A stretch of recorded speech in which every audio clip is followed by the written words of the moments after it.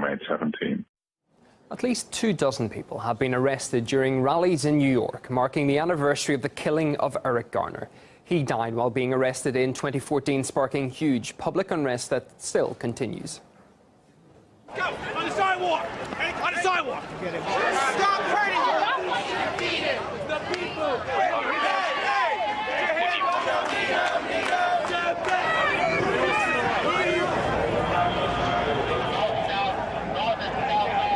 And indeed, police in the US are under fire yet again after video emerged of an officer using excessive force while holding a detainee in custody. And warning, you may find the following images upsetting. The video shows a handcuffed 18-year-old woman slammed on the floor while in hospital after being arrested.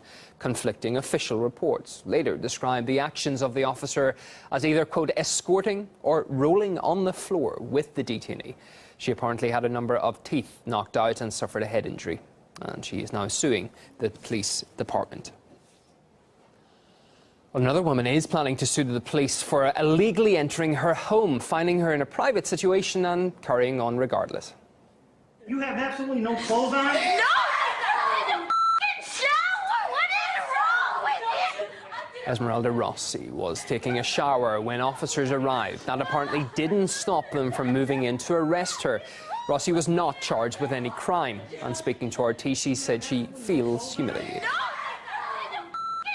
He made me stand there for about, I don't know, seemed forever, while he just yelled at me.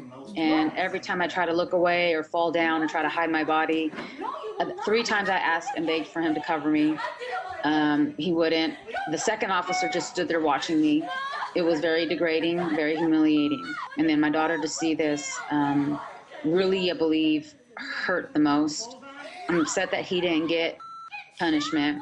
I'm upset with the second cop that did nothing. No one reported it until Internal Affairs asked them.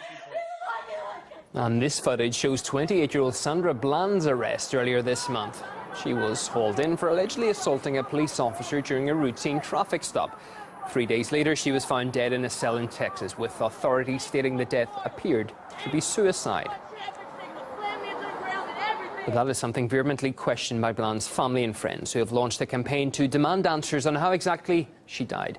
Former Baltimore police officer turned whistleblower Michael Wood thinks the public shouldn't trust the police to conduct an internal inquiry.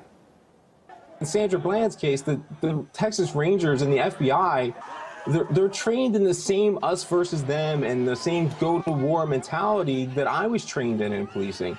And so we're left with, if nothing else, say her name and let Sandra Bland's death force us to look at the need for transparency and completely outside investigations, because the police have lost the trust to investigate themselves and probably should have never had it to begin with. But that's what we have now, is the police investigating the police. And when things like this happen, how can we trust it when we know the cover-ups keep happening?